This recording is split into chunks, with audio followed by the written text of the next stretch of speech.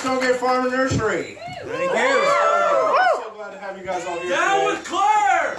Fire Claire, right. Well, we've been sitting around trying to come up with things, ways to play jokes on you guys, announcements that we were going to make, you know, oh, I got a dog, or I'm transitioning to a woman. Or... We decided not to play that, so I'll just tell you, I'm running for the U.S. Senate as a Republican here.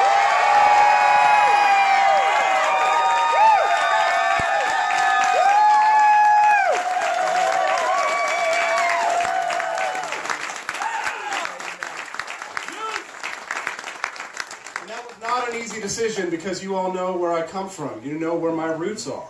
More than just here on the farm. My roots are in liberty. Stick to it. In 2007, I joined a revolution and I never looked back.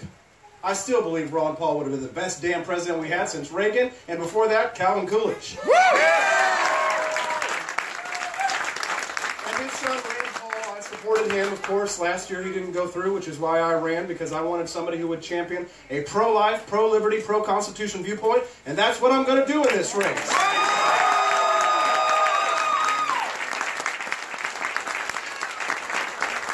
But you know, I spent the last 2 months, at least 6 hours a day, Jeffrey Carson, my campaign manager, and I, making phone calls. Raise your hand if you got a phone call in this audience. Listen, I know you got a phone call. I know you don't donate to politicians, though. That's okay. That's a real libertarian there. Don't encourage him. But you know, I called over 4,000 people, and I asked them all the same question. Should I run? 100% said yes. The second question was a little trickier. I said, which political party do you think I should make this run under? 98% or more said run as a Republican. Yeah. More change. And here's the thing. When I spoke to those people, many of them were registered libertarians. Many of them were registered Republicans, and some of them were progressive Democrats, which is kind of weird, but hey, I'll take it. But it was funny because when I spoke to each different group, they all said that they would support me for different reasons. And I believed them because they all donated, and we've raised about $75,000 in 2 months.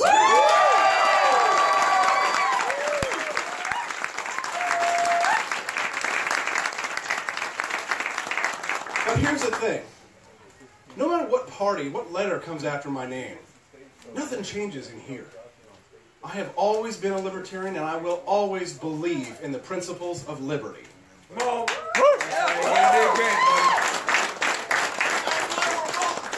That's right. That's right. So let's talk about those principles. Let's talk about health care, because, you know, Republicans control the government. And have we gotten a repeal of Obamacare? No.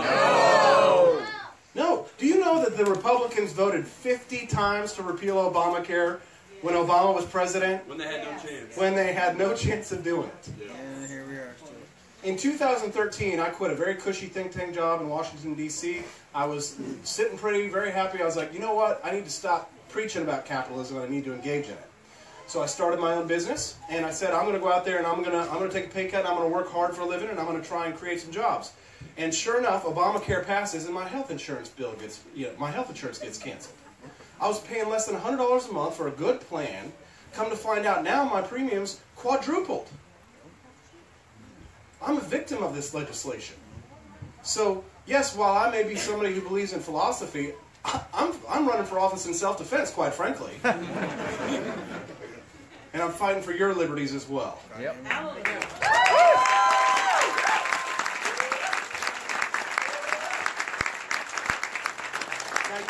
you guys know I love Rand Paul, so I'm going to talk about him all the time. And when I get into office, I'm going to be his homeboy.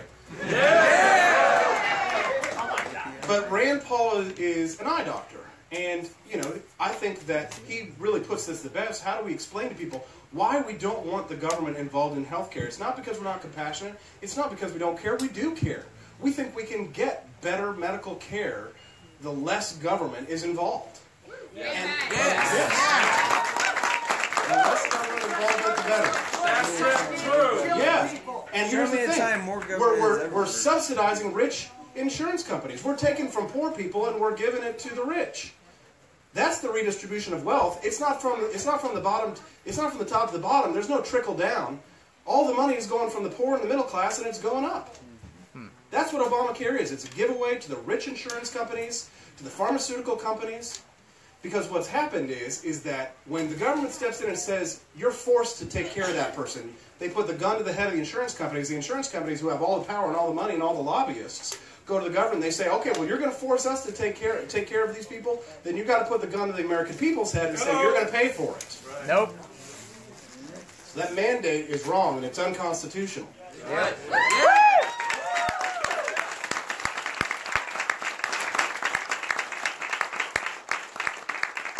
They fine you for not buying a product. It's like walking into a grocery store, not buying a pack of gum, and them saying that'll be $1.75. Doesn't make any sense. But Rand Paul puts this out perfectly because he's an eye doctor. When I was a kid, 14 years old, 10, 15, 20 years ago, eye surgery cost about $15,000.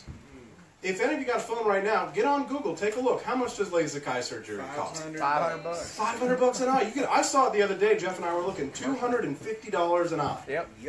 It's time to overturn Obamacare, repeal it, don't replace it, get rid of it once and for all. Yeah!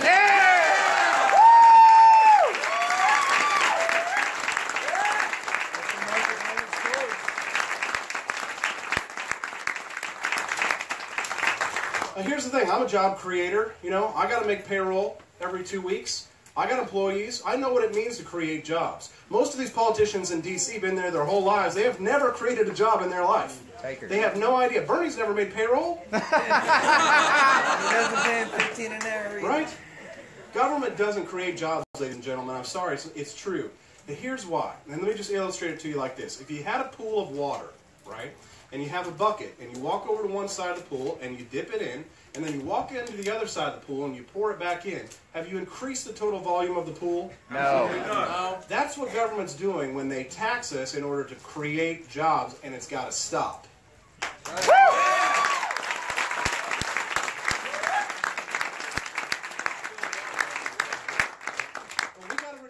Regulations. We've got to stop making it so hard for people to achieve the American dream. I mean, owning your own business is the American dream. And here's the thing. The secret is that the big corporations, they don't like capitalism. Do you know why? Because then we get out of the system. Because when we are entrepreneurs and we are individually motivated and we are individually empowered, that is true freedom, and that's what I want for Americans. Thank you.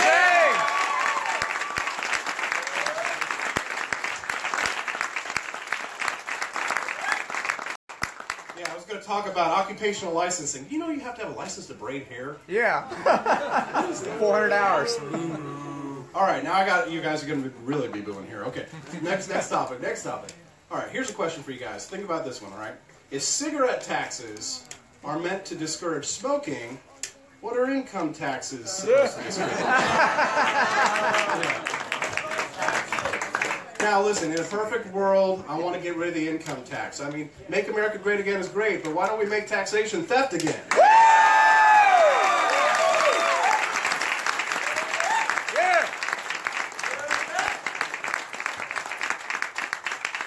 I don't want to replace this tax with that tax. I don't want to implement this new tax scheme. I never saw a tax that I liked.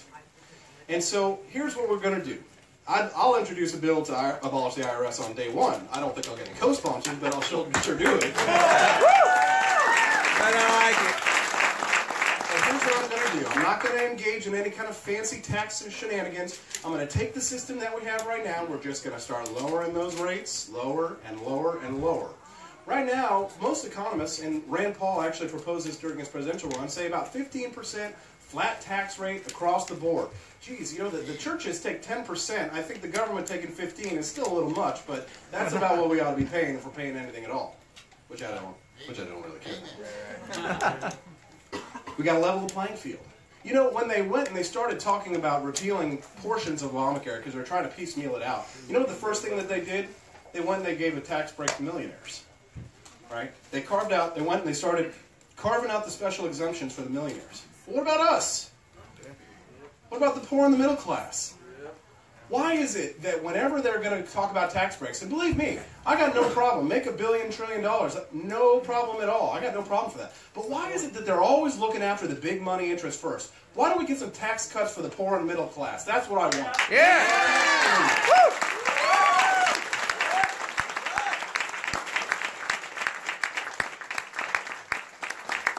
9 billion hours a year to comply with the tax code. $450 billion just to comply with the tax code, ladies and gentlemen. That is a lot of lost productivity. A simple flat tax would solve these problems. Now, the next issue is kind of we get a little topsy-turvy, but this is an issue that I think Republicans can get behind. And as a matter of fact, I think this is what's going to win the election. We need to start talking about criminal justice reform, ladies and gentlemen.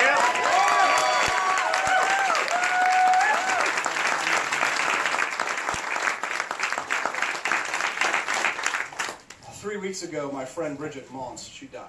And she died because she was taking illegal drugs, which I had always advised her against. And there's a personal responsibility factor there. You know, you should not be engaging in that kind of dangerous behavior. And we as individual citizens ought to encourage each other and say that drugs are dangerous.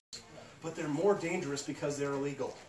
It's true. The black market, when they're created on the black market, we don't know what's in these things, okay? Drugs are dangerous, but the war on drugs kills more people. The war on drugs is the war on people.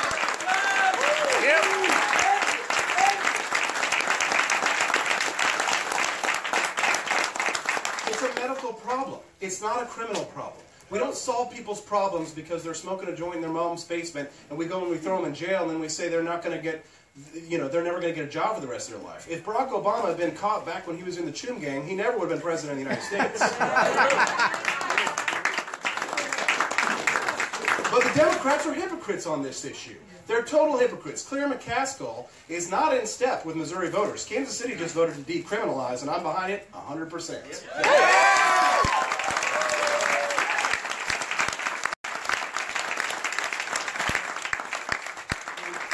We call ourselves the land of the free, and yet we are 5% of the world's population and 25% of the criminal population. That is inconceivable to me, that we have such a high prison population. And that is a direct result of this unconstitutional and illegal war on drugs. I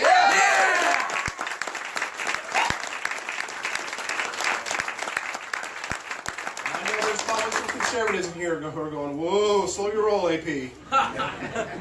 This is a constitutional issue. This is an issue of, first of all, the 9th and 10th Amendments, right? If you've read the 9th and 10th Amendments, well, that this should definitely not be a federal issue.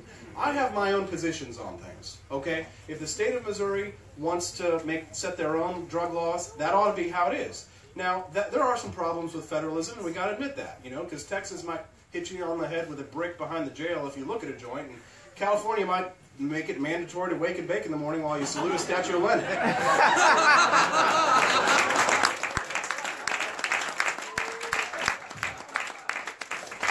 But we'll save $50 billion a year. And here's the thing. If you believe that blue lives matter, and I do, I think all lives matter, including black lives. But if you really want to make sure that our police officers are not put in danger, you got to stop enforcing this war. It's got to stop. Yes. Yep. It has to stop.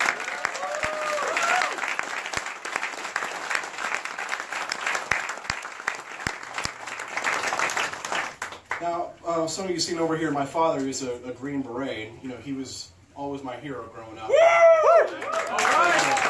Thank you to all the veterans in the audience as well. So give them a round of applause.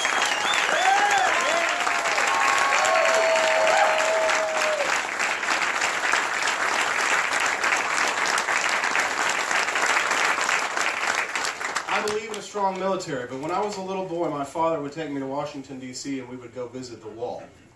How many of your friends' names are on the wall, Dad? Too many. And so I remember standing many times with my father at that memorial, with him walking away crying. That's about the only time I see my father cry. It is time to bring the troops home.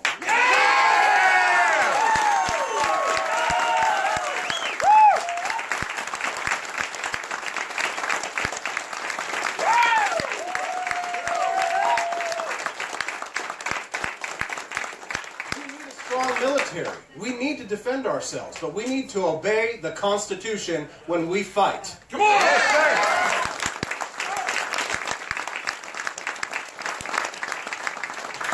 We spend a lot of money on national defense, more than the next 8 countries combined. Now, we shouldn't be cutting away from defense, we should be cutting away from militarism. There is a difference between militarism and nation building and national defense. So the first thing that I want to do when I get there, after I try and abolish the IRS, is it's time to audit the Pentagon. Let's find out how much we're spending.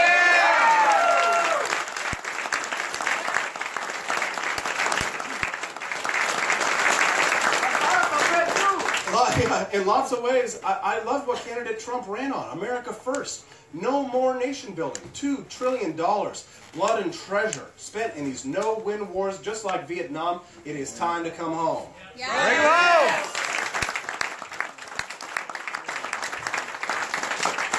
Here's what I'll tell you.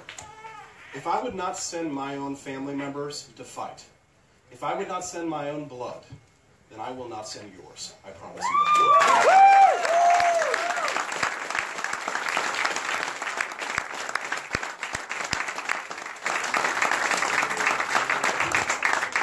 If I'm elected, I will strive to put Washington in its rightful place as the protector of our liberties, not our nanny state political policeman.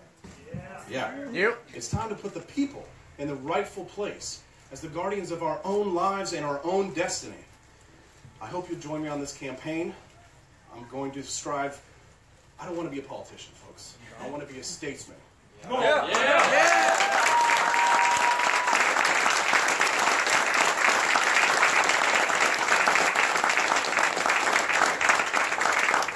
And I'll make one last promise. When I'm elected, I'll make it proud to be my family, my friends, and my fellow Americans.